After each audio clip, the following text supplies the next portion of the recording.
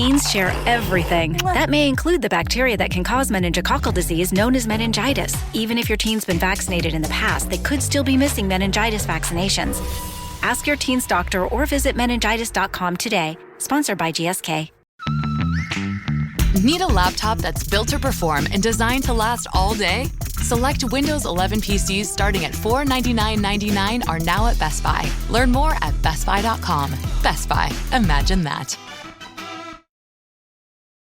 Well, after a week of no soccer for Orange County Soccer Club, we come back with the USL Open Cup, and it wasn't a result that I think makes many people happy, but I think we all assumed that there isn't much on the line in that match for Orange County. So I think, looking ahead to season play is a big go for us. So we're going to get into that. We're going to talk about the match this past weekend. We'll look at the upcoming match against New Mexico and more.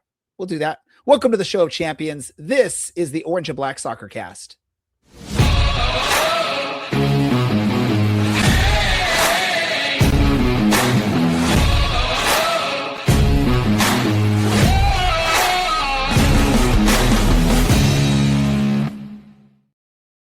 How's it going, Orange County? Welcome to another episode of the Orange and Black Soccer Cast, the first and only show dedicated to Orange County Soccer Club, its fans, and supporters.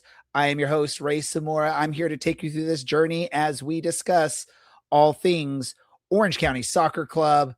And joining me, as he has since the beginning, back in 2018, is Dylan. Dylan, this is 8 years now officially of this show, I believe, as of now, today, or somewhere around this date, right? I can't remember the exact day of our very first episode, but happy 8-year anniversary, Dylan. Thank you, Raymond. Our first episode came out on June 12th, 2018. And here we are on June 9th, 2026, somehow still talking about Orange County. So it is a pleasure to be here. I can't believe I just started talking up to some random dude at a soccer game, and I've ended up at weddings because of that, and find myself busy every Tuesday night.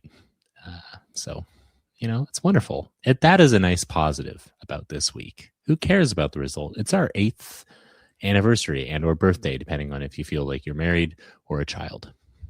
Yeah, I mean, the relationship I have with you, Dylan, it feels like a marriage, so we'll call it an anniversary.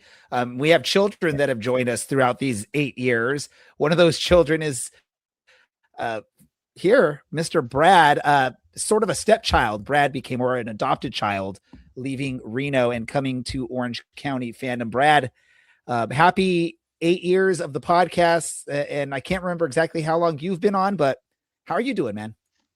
I've been here for 6 years, and I'm older than Dylan, so the fact of the matter that you are saying I'm a child somehow in this regard is a little concerning. You might need to get your eyes checked, oldie. We should have put Larry. You're right. And it's kind of fitting. We had John Macaluso from, what was then Sportscast Weekly on our first episode. And here we are, the Reno flavor, alive and well. Yeah, Reno has had a great connection with us in the podcast, and I still can't believe we've survived 8 years of this. Part of that is because of the great sideline presence of the fourth member of tonight's show, and that is the bearded one, Larry. I don't know where do we put Larry in this? Obviously, I think he's way too old to be one of our children, Dylan. So maybe Uncle Larry. Is he? Is that the way the kids say it? Is Unc? I think if you have to ask, you don't know. I'm sure someone's child is yelling as they're driving to work. That's not what that means. Sorry, kids. We're old and out of touch. We don't know what's happening. How you doing, Larry? I'm good, and I have been here for half of the show. So this is fourth year for me.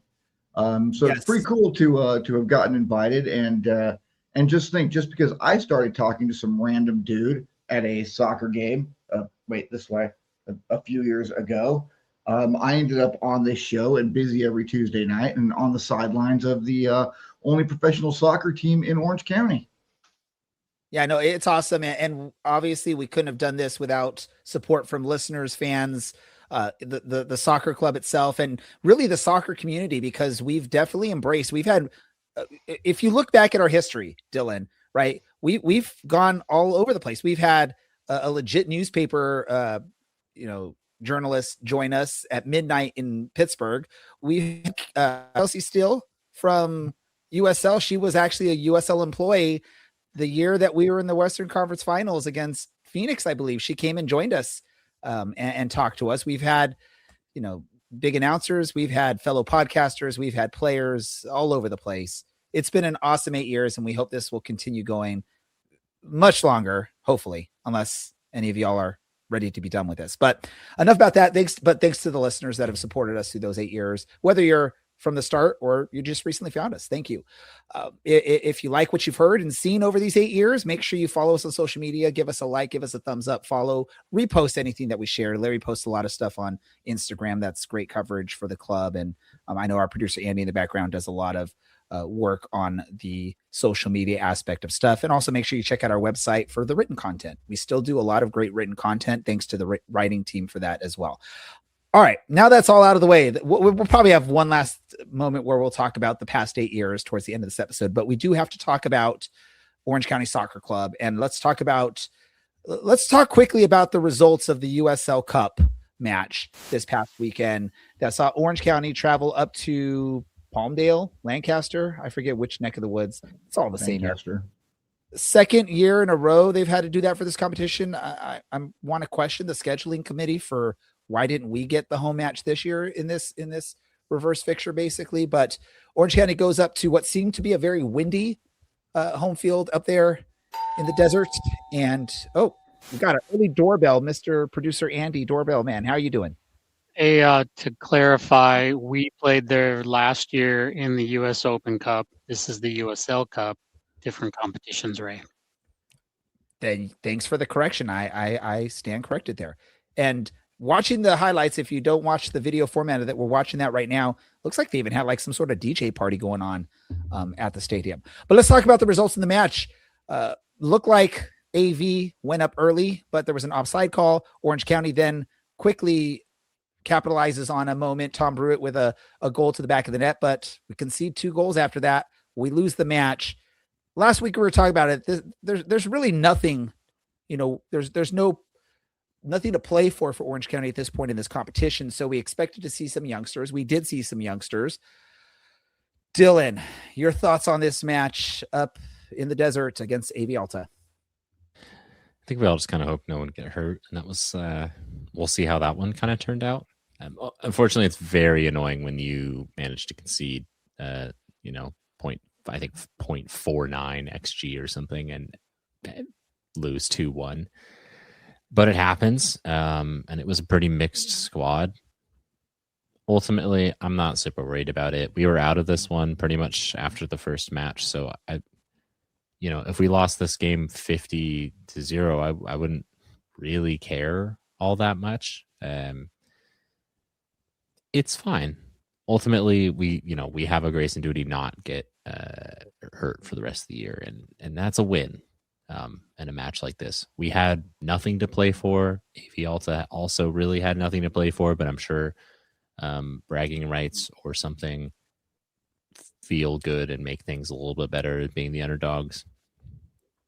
We didn't get a result, and that's all right. But the performance maybe leads to some questions moving forward through the summer as we head back into the league.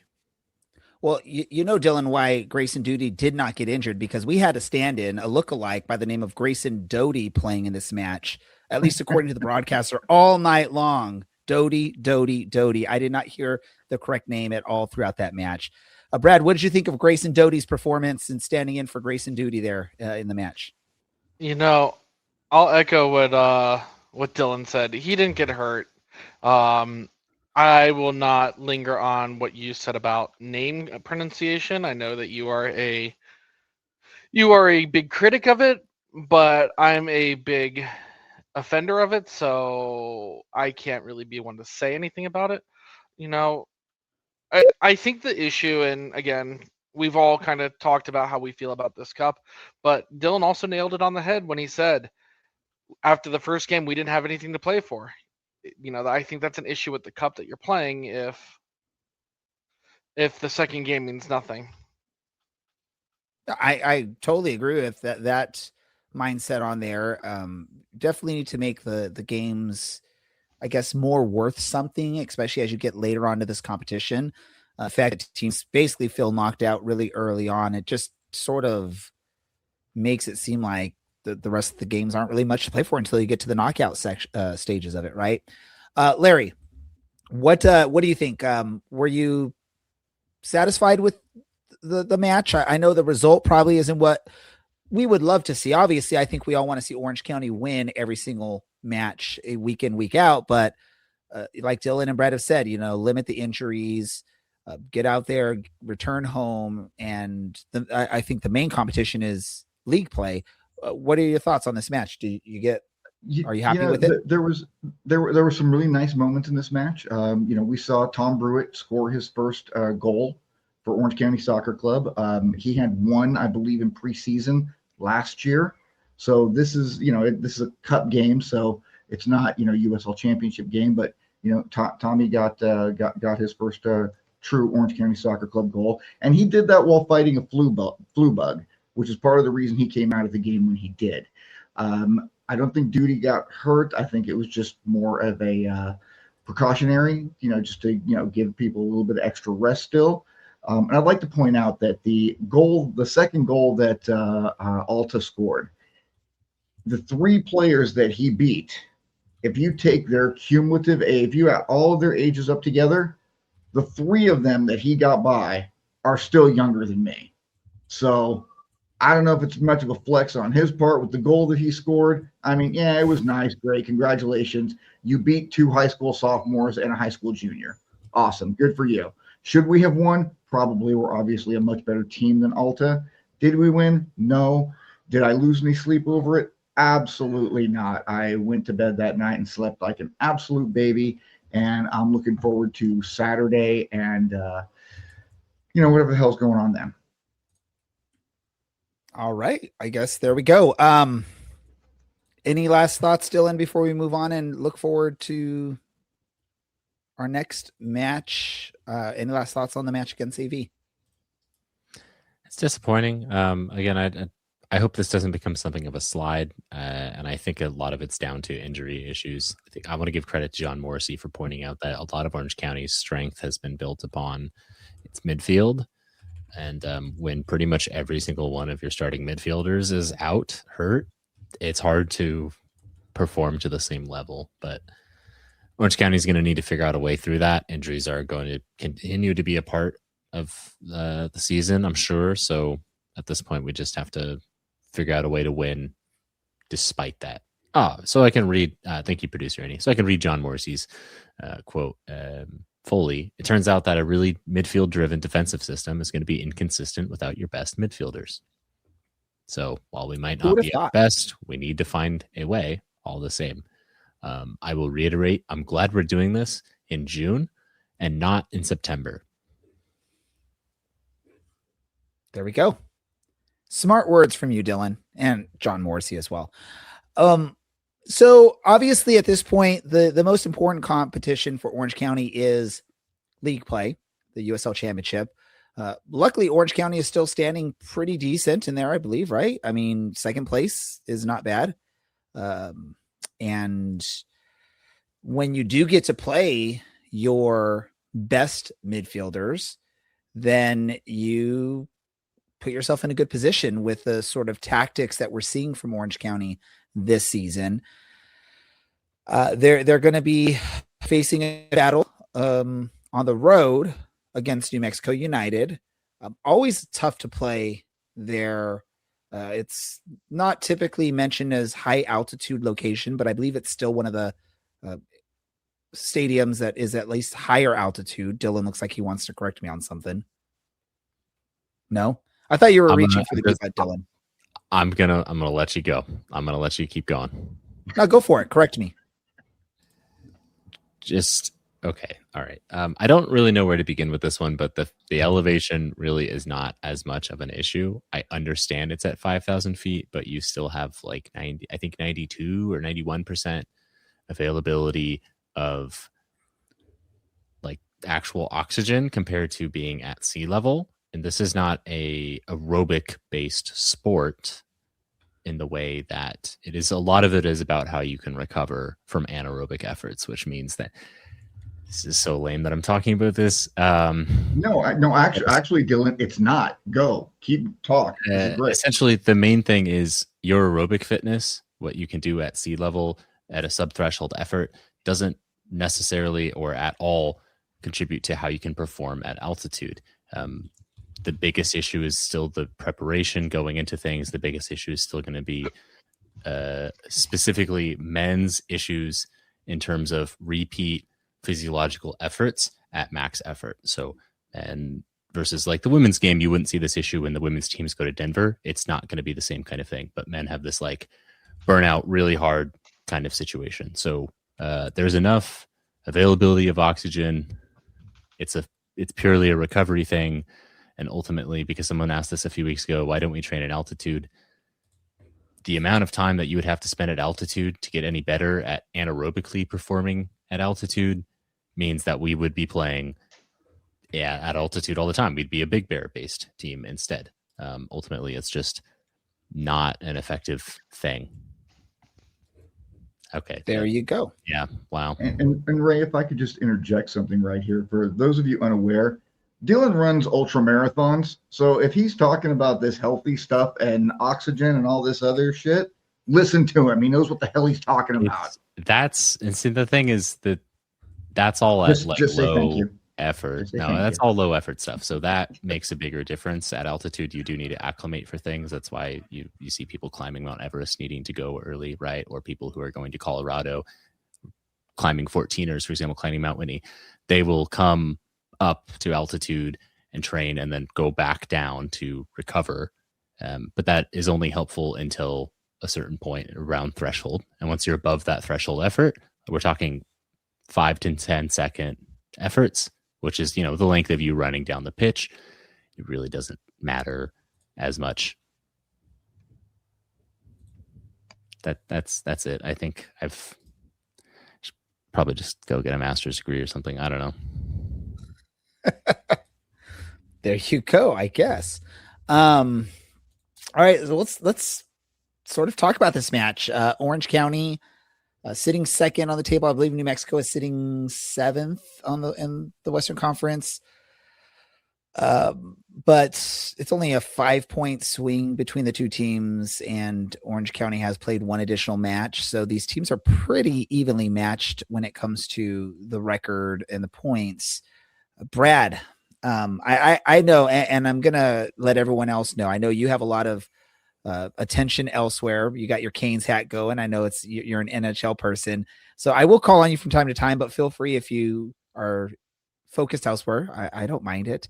It's sports. But what are your thoughts on this matchup for Orange County against New Mexico? Do you think Orange County can travel to Albuquerque and take the full 3 points on the road? Being someone who will be in Albuquerque at the time of the game, I'm hoping, and I'll let you know what the air is like up there. I'll be on my way through town eastbound. I know I've mentioned this on the show past, but it's about time that I'm moving out, going to Oklahoma this upcoming weekend, and it just so happens to perfectly time that I can catch a match in Albuquerque and grab some green chili, because green chili is better than red chili, and I hope, all of you guys agree. I know Ray probably doesn't, because Ray doesn't like agreeing on anything. Look, Orange County has been performing very well in the regular season. Should be a good game. Albuquerque has been a spot that the team has dropped a lot of points, but it's not been a horrible record. I don't think we've won there, but I think we've only lost a relative handful of games during our time out there. Mr. Larry, your thoughts on the match? I think it's going to be low scoring. I think that if we can get out of there with a point, I think that is that's a successful weekend for the team. We don't give up goals, and they're not really scoring a lot of goals, so that bodes well for our defense. But we do need our captain at 100% strength, so hopefully he's drinking a lot of fluids and getting the rest that he needs to recover. I would love to see Kevin Partita back. I don't know where he is or where it stands with his injury. And I think we need to see Stephen Kelly back as well. If we get some of these guys back, we should have no problem getting out of there with a draw at minimum. I don't think if we lose, it's a start to wring your hands and clutch your pearls kind of moment when we're still not even halfway through the season. I mean, we're almost there, not quite. But we need to have a good performance here. And we have been performing well this entire season. I don't think we've had a truly bad game all year. Nothing pops out immediately. If you guys can think of one that was really bad, please don't hesitate to tell me. But I can't think of a truly bad performance we've had all year. So as long as the team goes in, performs like it's capable, like it has all year, as long as Danny has prepared the team properly, as he seems to every single week, we should have no problem getting out of there with at least a point. I'm concerned that we still aren't scoring very many goals. I'd like to see Zubak healthy and putting goals in the back of the net. I'd like to see McKinnon get a couple of more. As much as I love seeing Tom Brewitt score a goal, that's not the guy that I want to see scoring goals. That's not necessarily his job. So, we come out of there with a point. Great, fantastic, happy. I quoting, talk about our 8-year history of this show, Dylan. It sounds like Larry is pulling out his inner Alan Underwood with come away with a point on the road, and we're happy. What do you think? Is that a good sort of baseline goal in this match? Go to Albuquerque, come home with 1 point, or do you really feel like Orange County needs to, come back strong here after what seems like now? It seems like it's been a while since their last victory, even though it was only a couple weeks ago against Oakland in Santa Ana. Do you feel more that Orange County needs to really focus on the full 3 points? It's helpful. I think being pragmatic is kind of the focus from Orange County and from Danny Stone and from the players. If we can nick a goal, great, and you try and hold on to that. There's no need and no reason to play expansive footy when you're, let's look at this for a handful of reasons. At 5,000 or 5,100 feet or whatever Isotopes Field's at, there's no reason to play expansive when you are leading. It's not particularly helpful, which is why we often see the team kind of sit back and to try to defend a lead. Ultimately, the better side of that is also that we just won't wear through our players the same way. And when we have this host of injury issues, sure, shooting for a draw, if that's the most pragmatic way to get a result here, that's good because it is a point. And with how the West is right now, we're looking at two teams that are in league play at least pretty evenly matched, despite 5 points being the difference between them. Obviously, New Mexico obviously has a game in hand, but lately, if we look at their matches, we can discount the 4-0 against Phoenix over the weekend. We'll talk about that in a minute, but 0-0 against Hartford, 1-0 over Charleston. They lost 1-0 to Tampa, and then another weird group stage match in which they lost 4-0 to Colorado. So it kind of feels like this one's going to either be a 4-0 for one of these teams, or it might be a 0-0 or 1-0 with something getting one late on. But to essentially to come back to your answer, or to come back to your question, I don't think it's a bad strategy. All right. Not a bad strategy. Hey, a point would be nice because it would probably guarantee we're at least staying in the top 4 of the Western Conference after this weekend. Who do we need to see step up in this match, Brad, for success for Orange County this weekend? Who do you want to see step up? Thinking about that, it's really whoever starts up top, whether it's Scylla, whether it's McKinnon, moving forward on that. I know we have a lot of youth that's been playing up top too, but we have a lot of people that we've been very high on over the last couple of years who have also stayed here for multiple years in a row. McKinnon and Scylla aren't two new people to the lineup. Zubak's not new to the team. We know that they're all capable of scoring, 5-10 goals a season. And yet I feel like we're not saying their names enough, whether that means we're not scoring a lot during games or there are other positions contributing to goals. But I'd like to hear somebody up top's name on the announcer, or really on the PA system in Albuquerque on Saturday. So you want to see goals coming from where goals typically come from, and those are from the attackers, whether it's the center forward / striker or the wingers contributing to those goals. Any thoughts? I know we've talked about the field needs to maybe get some key players back. I want to see the defense play strong defense. I feel like it's been a while since we've had a good defensive match. And it would be nice to see if Orange County can get back to really what we were seeing from them early on in the season, right? Is conceding no more than one goal in a match and really putting yourself in a position for Larry's result of at least a result, 1 point, if not more, if you can just score a goal or two in your end of things. I know that's not everyone's favorite style of play. They want to see more attack oriented. They want to see more action. But I really want to potentially see us get back to what we saw early on, just stout defense. Don't give up anything. Don't concede if we can avoid it. And that would be nice to see. Do we want to go through and get some predictions for this match?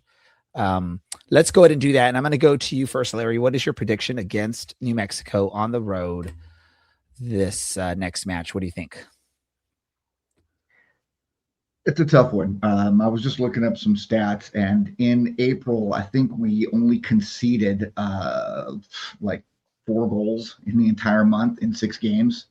In May, we conceded 9 goals.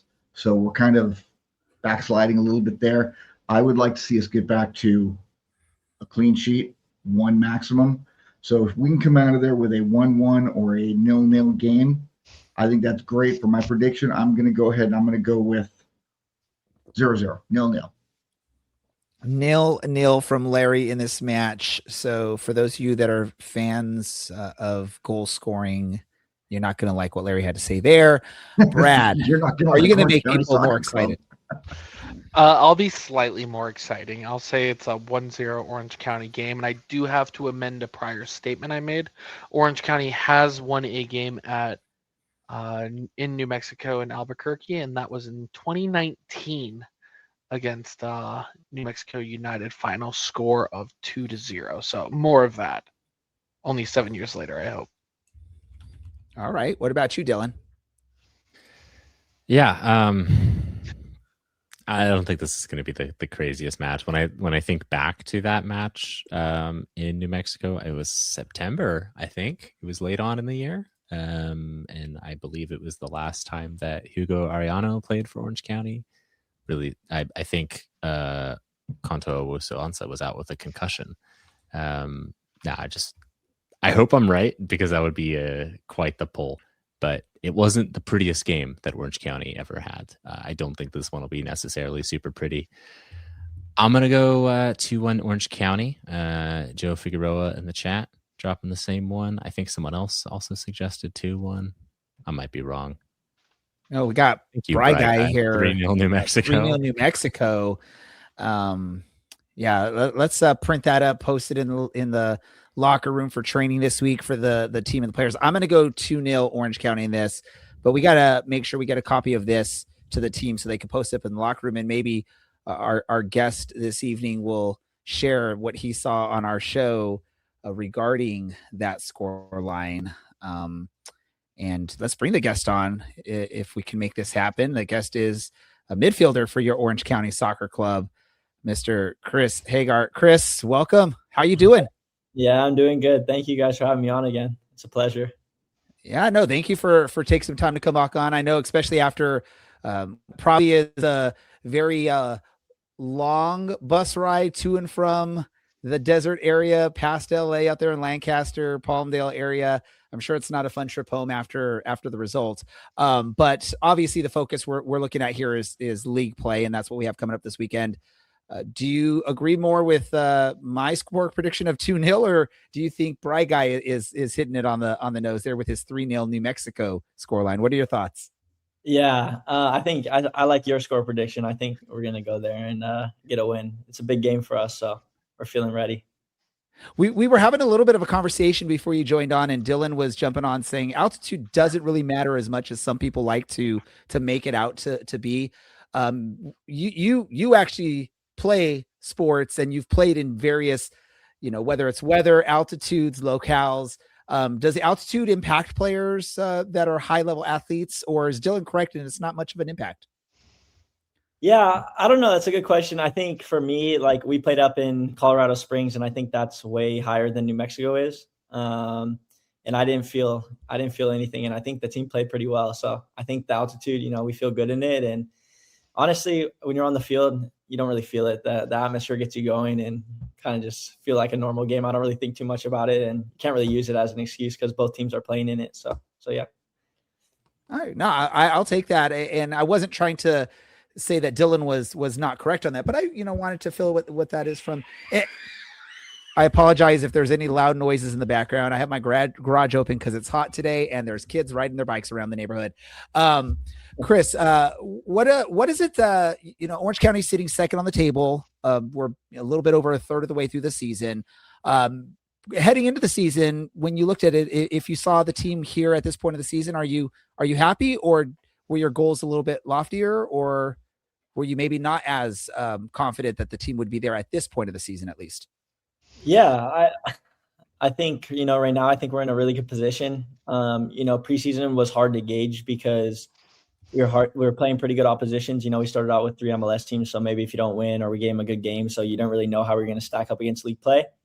But yeah, so far we're in second place. We're doing really good. If we win the game this weekend in New Mexico, then we're first place. So I don't think you could ask for a better start. And, we kind of got to keep that momentum with a lot of games on the road, but I like where we are right now, and everyone's playing well. So hopefully we can keep it going. And, it's been a really good start to the season for everyone. And as much as I'd like to ask, 5, 6, 7 more questions, I have some co-hosts here. I'm going to let Larry take the next question. Go for it, Larry. For sure. Hey, Chris, always an absolute joy having you on the show. You're always engaging. You always have something very interesting to tell us. But let's talk about personal accolades just a little bit. Right now, you're sitting in second place. You're bunched up with a whole lot of other people for the Golden Playmaker top position. Do you think about things like that, thinking, hey, I got another assist in my back pocket, I'm climbing up the list? Yeah. I think for me, personally, it's more just, I know that if I'm playing well and helping the team as much as I can, then, those things will come. But, I don't really focus too much on that. It's more just all I care about is the team winning and us playing well as a team.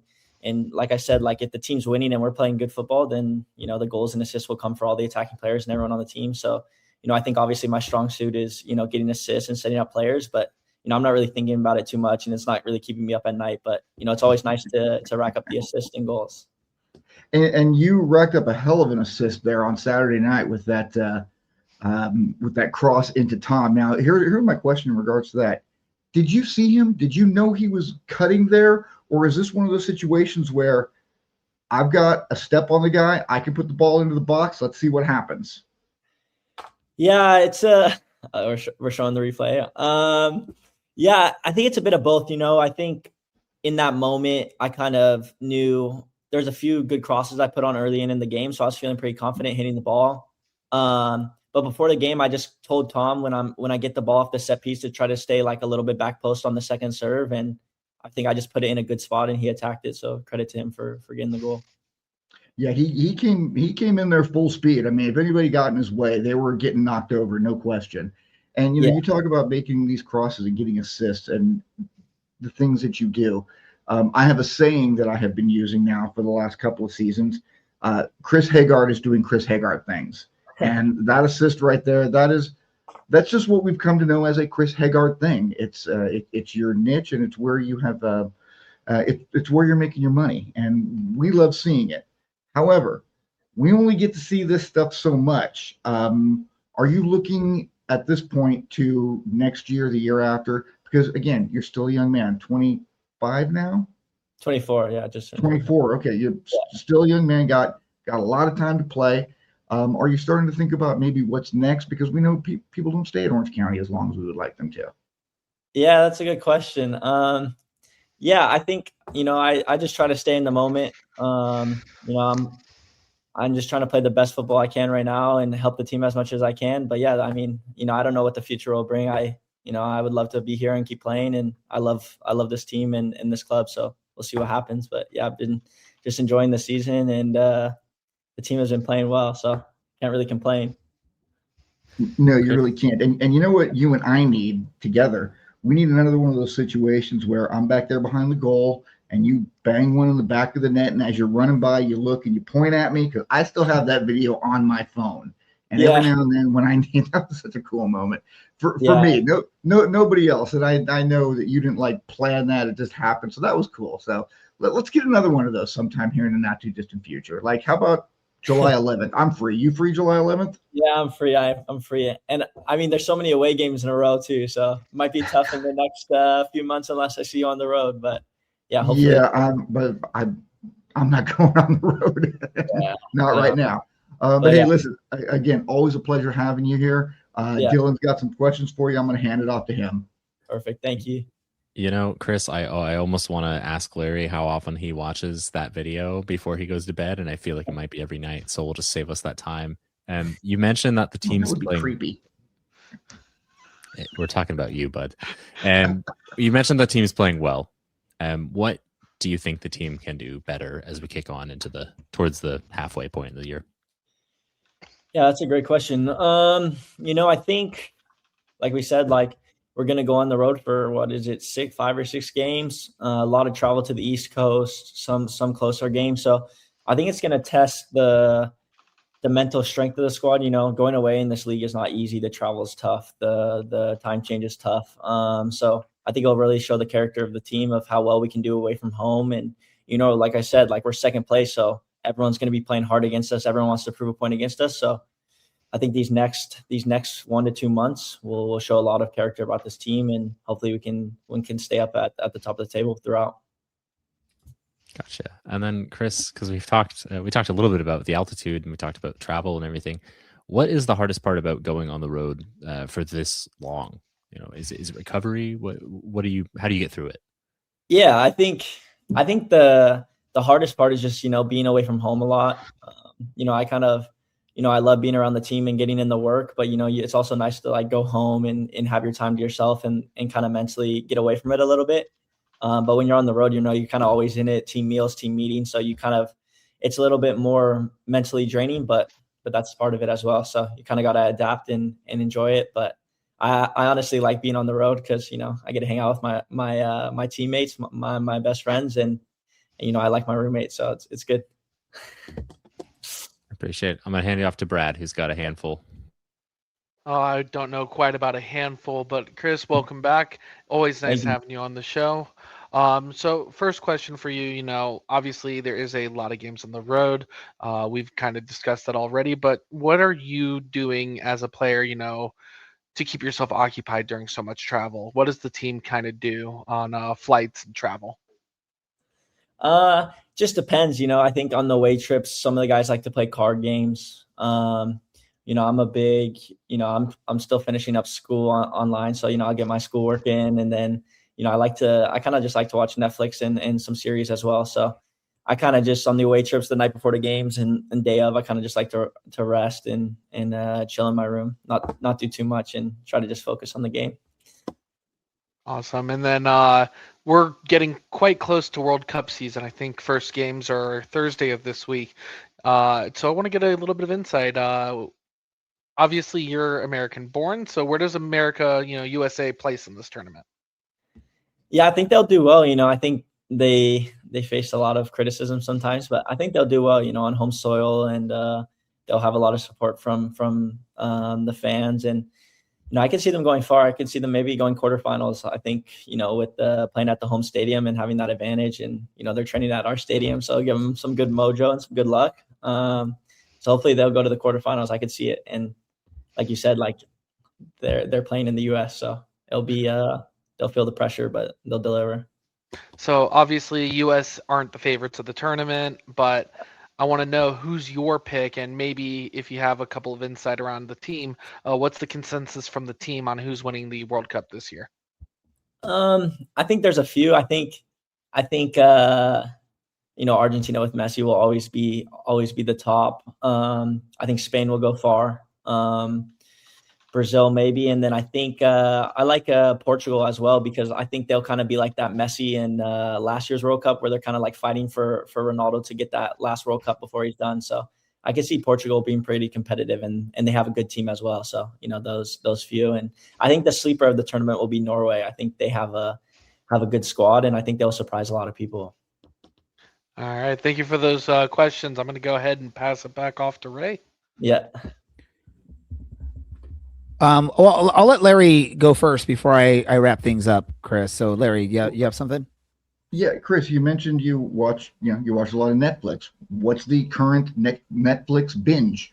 I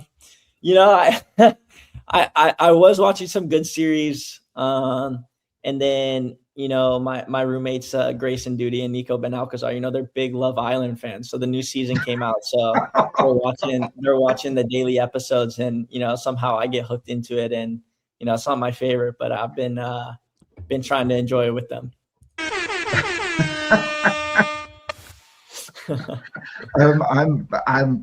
I'm just gonna have to let that go. Yeah.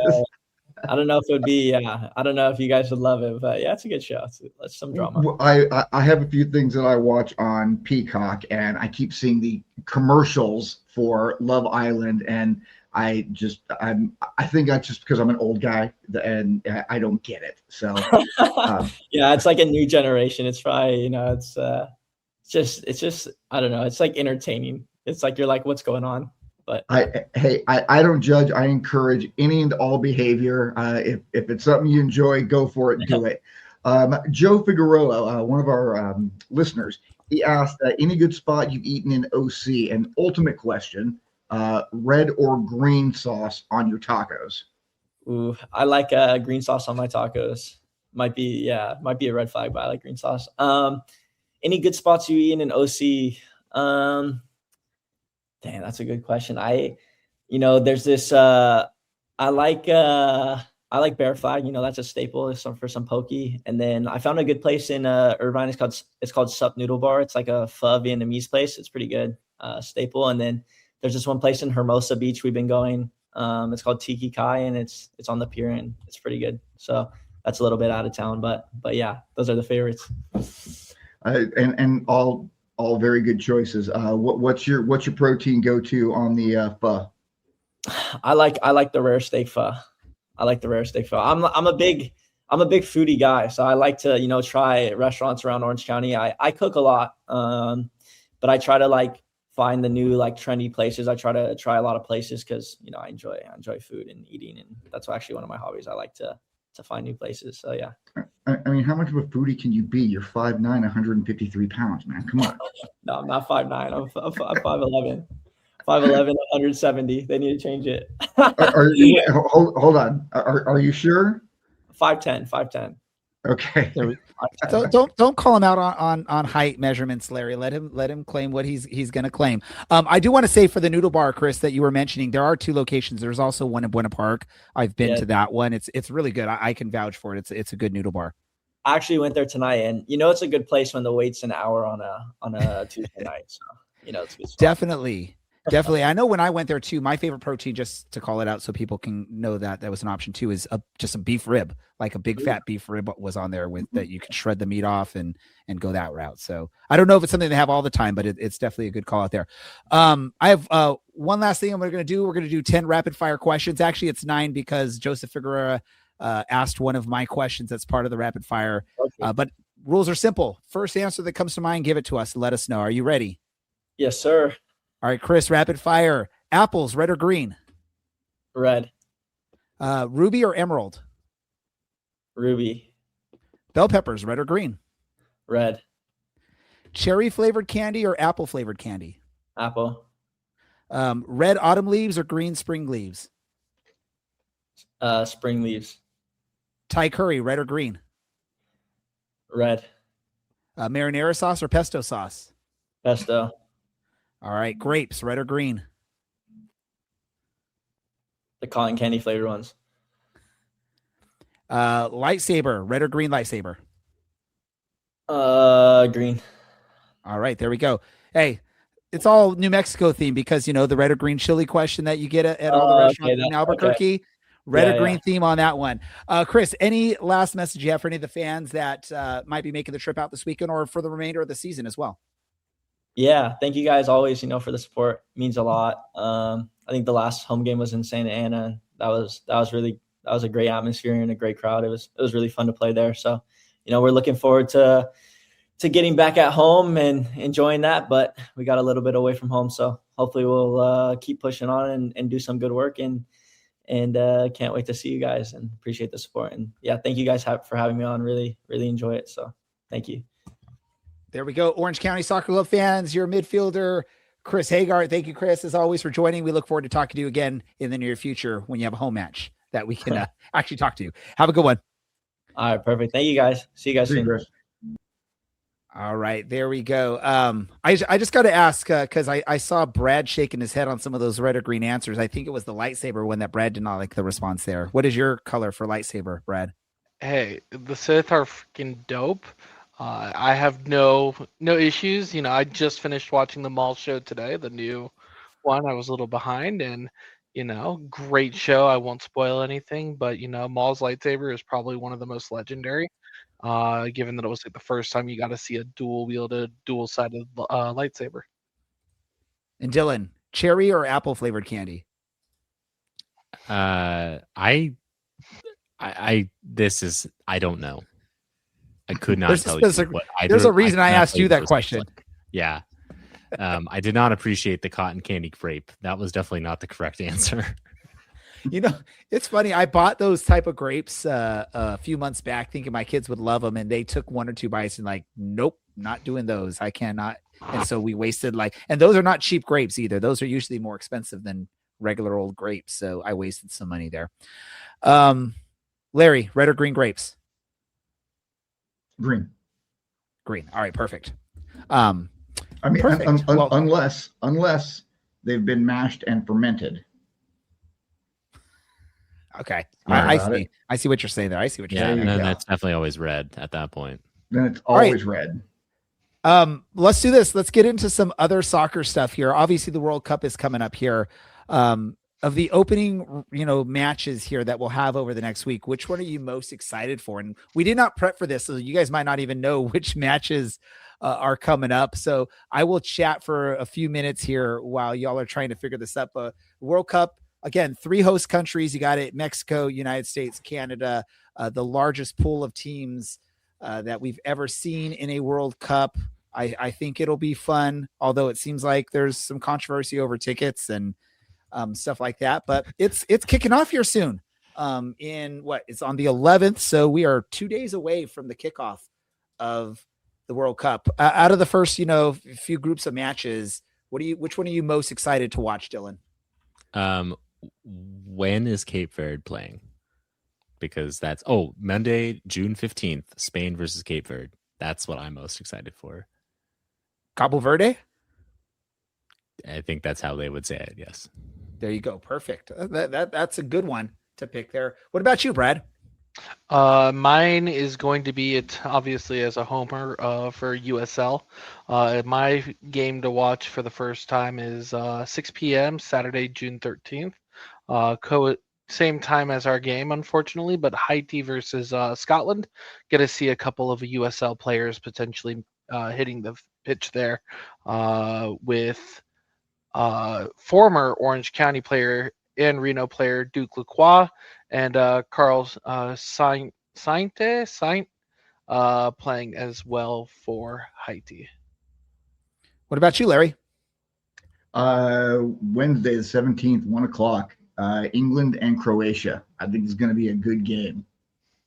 That should be a really, really good match. Have you guys watched Croatia play a game in the last 10 years? Hey, and it's against England, right? England always does something Spursy in the World Cup, so you never know what'll happen. Harry Kane's the captain. The one that I'm actually looking forward to is going to be on Sunday, the 14th. A underdog story. What I believe is the smallest nation participating in the World Cup in Curacao against Germany. That should be an interesting match. I'm not saying it'll be a close match, but it should be very interesting and fun to watch. And who doesn't love an underdog story? Maybe there will be a good underdog outcome there. Curaçao's just Netherlands' a C team. No, I get it.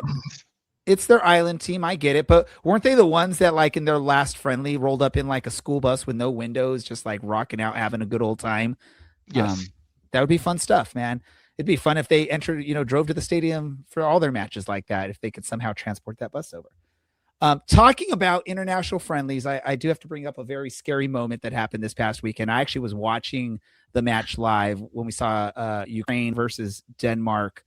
It was sort of off on the side. I wasn't focusing on the match, but was watching. And once I saw the rush of people, I knew instantly what was happening. Anyone that has followed Denmark over the past 5 years, and being that I was he's a former Tottenham player, I pay attention. But Christian Eriksen collapsing for a second time during a match.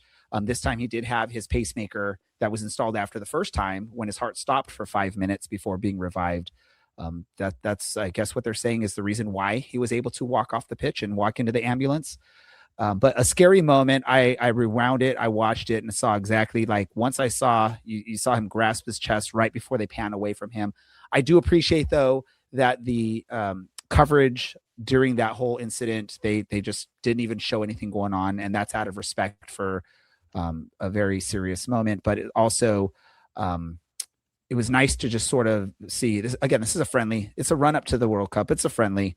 Nice to see that the match was called there, and it was nice to see the camaraderie between the Ukrainian and Denmark players after the match, with the coaches talking to them. They're all huddled in the circle.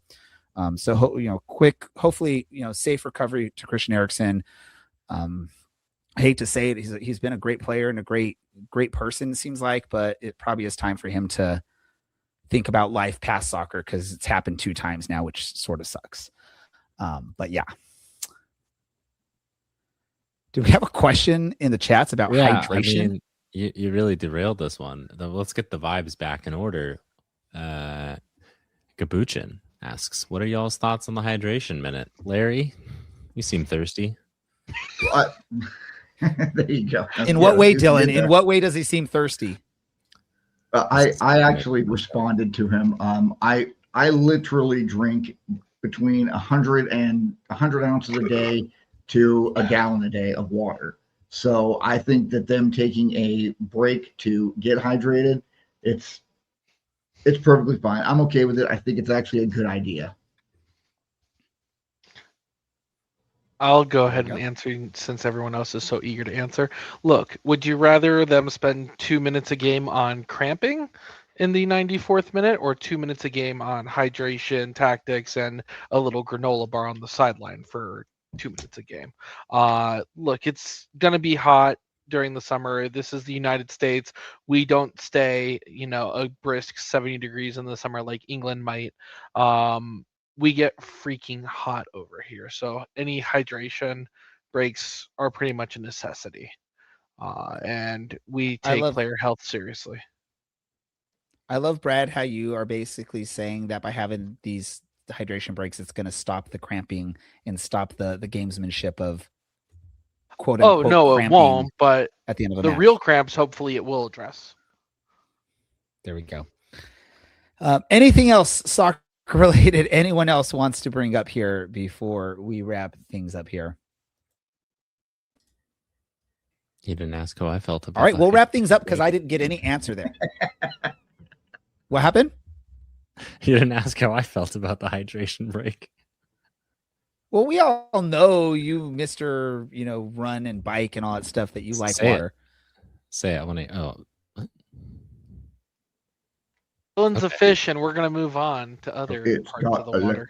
It's got what plants crave. All right, here we go. We're going to wrap things up. We're going to wrap things up a little differently this episode, our 8th anniversary episode. And it's going to be a what did you learn? But it's going to be what did you learn over the last 8 years? And we will go to Dylan first. Well, since I'm the only one that's been here for 8 years, that does make sense. I've learned just how much of a glutton for punishment I am. I have subjected myself to the presence of Ray Zamora for the last 8 years on a near weekly, if not more often basis. But in all seriousness, what a ride. What have I learned? We're not popular. And not like no one listens to us, because I am very grateful for those who do listen to us, and I do appreciate our. Hey! There's more than 4. We know this. I just mean the people at Hate Watch. Here's to you. Thanks. There we go. What about you, Brad? Yeah, I've learned over the last 6 years of me being on the show that we still have not found a legitimate reason to hashtag Samora out and keep him out. But, honestly, the show's a little harder to do without him yammering on for, 45 of our 60-minute show. So we definitely appreciate having him. Larry, what have you learned? I've learned that, oddly enough, Brad and I are regularly on the same page about things, because he said almost exactly what I was going to say, just simply because of that one time when you took your hiatus last year and I volunteered to be the number one guy and the host guy on the show.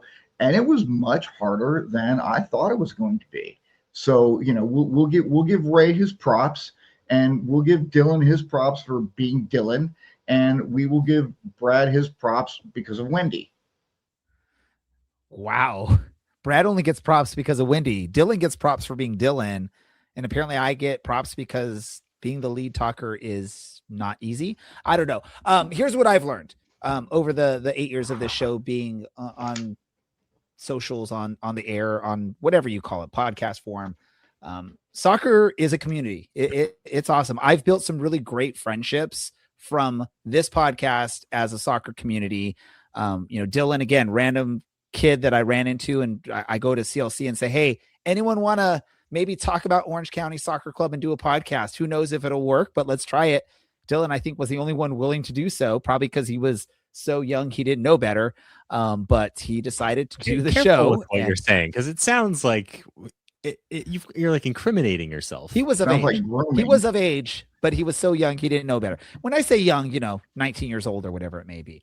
But he did the show. And then, my friendship with Brad came from him volunteering to drive Dylan and I around Reno when we decided to make the trip up, and almost making us late for our plane because he said we could get to the airport 45 minutes before the flight takes off.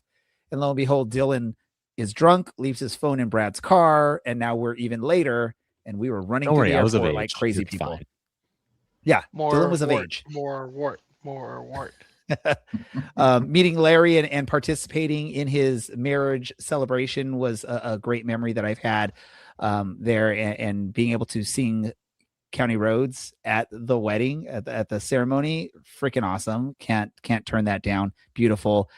And there's other people, that I've built some friendships, even though I might not hang out with them in person. And I think we all can say this, right? Chris Walker is one of those people. I know we were trying to have him on the show tonight, didn't make it on, but he's been a great friend of the show since we've been around and since his shows have been around. Alan Underwood's been a great person. Let's not forget producer Andy, who volunteered a few years back to do some producing for us to make our show look more professional and more like a real show, and not the cluster mess that Dylan and I were trying to do before there was a producer doing stuff. Producer Andy, thank you so much for all that, and thanks for being a good friend of the show and a partner on this journey. I am an absolute idiot. You're welcome. I guess that's Andy's contribution. That's his contribution to what he learned over the last 8 years. Also learned there's some big fans, great fans that have been listening to the show since day one, and also that have just found our show and are starting to become listeners and participate with everything on this. I want to thank everyone. It's been a great 8 years. Let's keep this thing rolling. We definitely have to at least make it to 10 years, if not more. And in all that time, we've seen a lot of shows go bye-bye over those years. For everyone involved in this celebratory episode, including original co-host Dylan, plus newer co-hosts Brad, Larry, producer Andy, our special guest tonight, Chris Hegardt from Orange County Soccer Club, and all of you that support and follow and listen to the show, thank you so much. This is the Orange and Black Soccer Cast. We are out.